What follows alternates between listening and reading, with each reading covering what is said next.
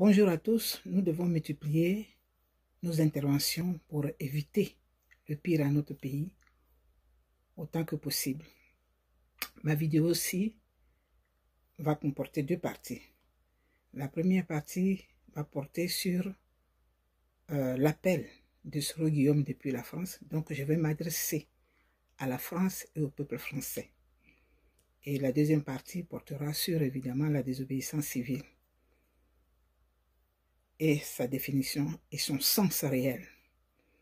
Alors, à la France, Soro Guillaume, depuis Paris, menace notre peuple, menace notre pays, menace la stabilité de notre pays, parce que des promesses lui auraient été faites et qui n'ont pas été respectées, qui n'ont pas été tenues, et pour ce faire, il faut qu'il fasse du caviar tous les Ivoiriens.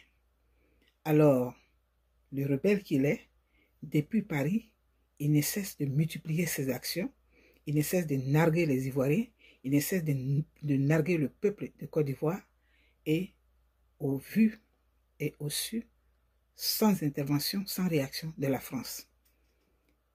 Alors, lorsque De Gaulle lançait son appel depuis Londres, et c'était l'appel du 18 juin, alors cet appel portait sur quoi? On va voir le contexte.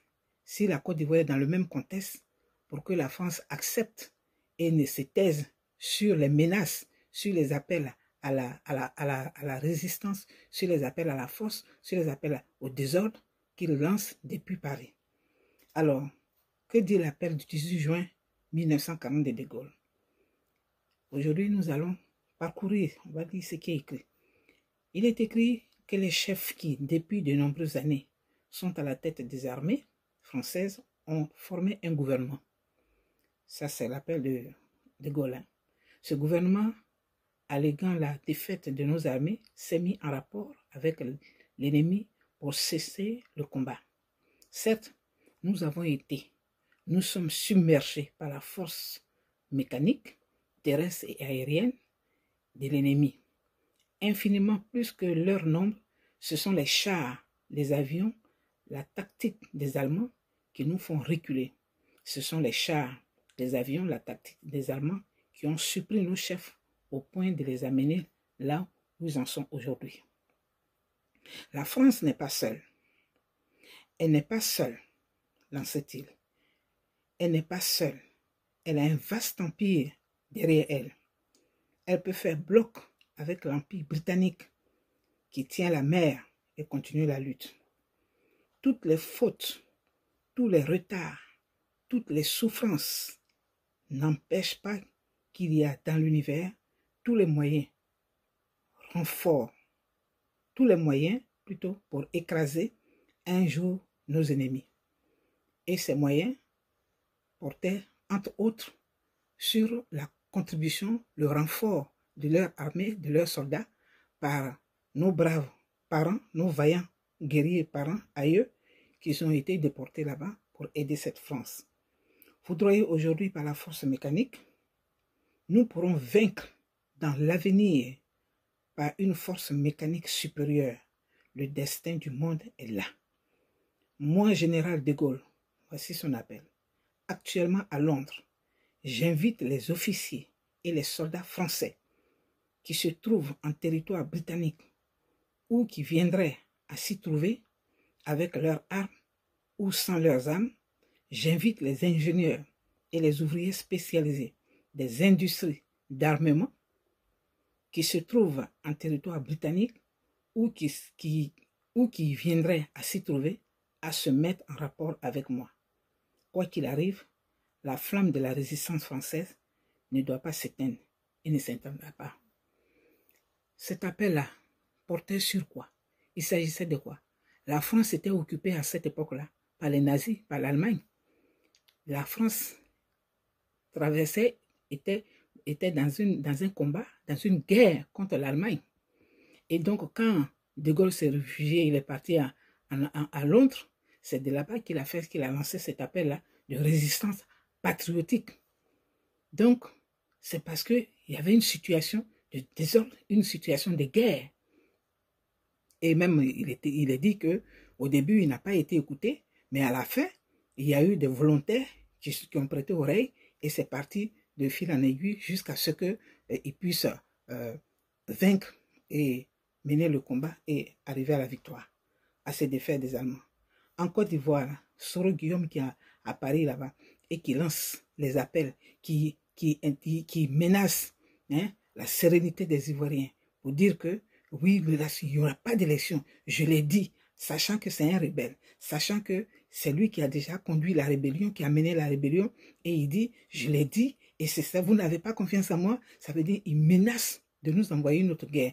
Quelle guerre, quel conflit, dans quelle situation se trouve actuellement la Côte d'Ivoire, au point où il fait venir des mercenaires de Libéria, il introduit des mercenaires avec l'argent qu'il a pris, avec l'argent qu'il a volé à la BCAO et dans les banques qu'il a dépouillées. Il avait tout le centre de la Côte d'Ivoire avec les ressources, avec notre argent. Comment la France peut permettre, peut tolérer qu'il y ait qu'un tel appel puisse partir de son territoire. La France, un pays de liberté, un pays d'égalité, un pays exemplaire de droit. Comment elle peut permettre que nos populations soient mises en danger au point où nos forêts sont submergées, sont envahies par des mercenaires que Soro Guillaume a payés depuis leur territoire. J'en appelle au peuple français. Oui, parce que nous, on disait que, en Côte d'Ivoire, notre deuxième patrie, c'est la France. Mais vous aussi, vous avez vos intérêts en Côte d'Ivoire. Alors, réagissez.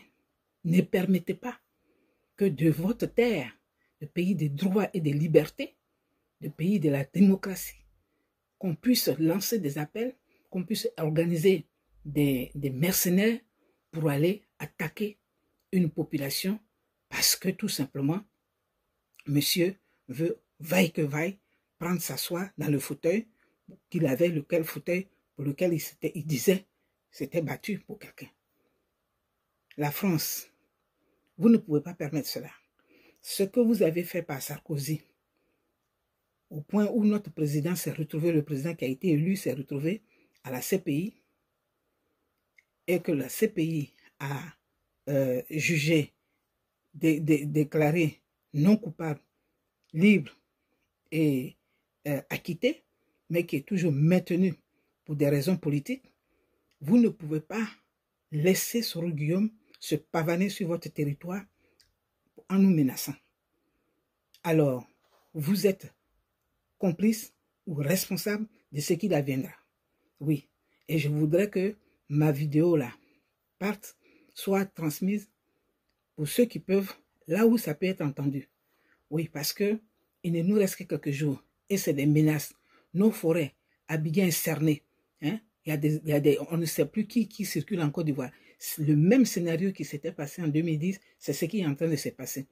Où des mercenaires avaient envahi la Côte d'Ivoire, où des rebelles avaient envahi plutôt Abidjan, et on les confondait, on ne savait plus qui était qui, jusqu'à ce qu'il arrive ce qui est arrivé. Donc j'appelle la France. Quand De Gaulle lançait son appel, la France était en guerre. La Côte d'Ivoire n'est pas en guerre. La Côte d'Ivoire n'est pas en guerre. Ce problème-là, ce conflit-là, ça peut se régler pacifiquement, démocratiquement. On n'a pas besoin d'une autre guerre. On n'a pas besoin d'une autre guerre. Alors vous n'allez pas toujours faire et défaire, Madame chère France. Vous n'allez pas faire et défaire. C'est-à-dire que une année, des élections, à des élections ponctuelles, vous assistez ainsi, et puis après, vous allez défaire. Non, on ne veut pas de ça. On veut régler nos problèmes pacifiquement. Nous voulons nous asseoir. Nous voulons trouver les causes. Nous voulons chercher les causes de ce qui s'est passé. Mais on ne veut pas aller à la guerre. On ne veut pas encore qu'il y ait des veuves, des orphelins, des estropiés, des malheureux, des villages brûlés, des gens qui sont injustement tués, qui sont innocents et qui sont surpris dans leur maison, dans leur plantation. Regardez tous ces biens qui sont détruits. Et la France ne dit rien. Et monsieur est là-bas. Et il multiplie ses conférences. Vous pouvez prendre l'argent qu'il vous donne, mais empêchez-le de faire prospérer, son plan de destruction, les mercenaires libériens qu'il a introduits dans notre pays, là, empêchez-les de toucher à nos populations. Trop, c'est trop. Trop, c'est trop. Voilà. Si vous ne le faites pas, un jour ou l'autre, vous allez le payer. Oui, la France, vous allez le payer. Donc, empêchez-le. Voilà, c'est ce que je voulais dire. Pour conclure et répéter que la France était en guerre contre l'Allemagne. Et c'est ainsi que De Gaulle, s'étant réfugié à Londres, il avait lancé ce message-là à la résistance pour pouvoir prendre des stratégies pour pouvoir mener le combat et défendre le pays, libérer notre pays. Notre pays n'est pas occupé en ce moment. La Côte d'Ivoire n'est pas occupée en ce moment. Alors je ne comprends pas. On ne peut pas accepter ce qui se passe en ce moment. Hein? Soros se pavane partout, à l'Union européenne, l'Union ceci, cela, mais il y a quoi? Il faut empêcher ça. Il faut empêcher. Vous avez vos intérêts en Côte d'Ivoire. Vous devez empêcher que le pays soit détruit. Vous devez empêcher que son plan de destruction, son plan sur lequel il est assis, parce que celui, il y a Daouda qui disait, si tu vois un Malviois qui remet sa queue, il sait où il va trouver la solution. S'il insiste, c'est que c'est chez vous, de chez vous, c'est vous qui le protégez et c'est vous qui l'encouragez. Donc je dénonce le silence de la France, je dénonce la complicité de la France, je dénonce l'inactivité de la France, mais je sais que c'est un pays de liberté, c'est un pays de droit et c'est un pays de respect des valeurs humaines et donc elle ne permettra pas, cette France-là, oui, la France, elle ne permettra pas que le projet macabre, lugubre de ce rebelle-là prospère. Alors, Ivoiriens, Ivoiriennes, soyez lucides. Notre pays n'est pas en guerre. Un conflit électoral, ça peut se régler. Un problème de CEI, d'ajuster les choses, ça peut se régler. On n'a pas besoin de mourir. On n'a pas besoin de tuer des gens. On n'a pas besoin de faire des malheureux encore, des misères encore. Ramener les choses en arrière, faire encore comment on appelle, des réfugiés. Ça suffit. Ça suffit vraiment. Jeunes de Côte d'Ivoire, vous avez entendu, nous ne sommes pas en guerre. Nous ne sommes pas en guerre. N'écoutez pas, ne cédez pas. Parce qu'aujourd'hui, le pays est infecté de mercenaires. Donc, tous sont confondus. Restez chez vous. Sinon, il est du devoir de l'armée de sauver, de protéger les populations. Donc, si vous êtes dehors, on va vous confondre. On ne saura pas, ce n'est pas écrit sur le front. Et quand Soros va venir encore avec son armée, ces rebelles qui vont tuer encore, ils ne vont pas, ces rebelles-là ne vont pas choisir leurs fusils, ne vont pas aller directement vers les militants des pouvoirs, etc. Mais c'est les Ivoiriens qui vont mourir. Et il faut que ça cesse. On n'en veut plus. Voilà. C'est pour ça que je suis allé chercher le message, l'appel de De Gaulle qu'il avait lancé le 18 juin 1940 concernant lorsque le pays, la France, était occupée par les nazis et qu'ils étaient en guerre. C'était pour remédier à cela qu'il a lancé cet appel de résistance pour sauver son pays. Nous, on n'est pas en guerre. On n'est pas en guerre. Ça suffit. Soros ne va pas nous faire revivre ce qu'il a fait. Voilà.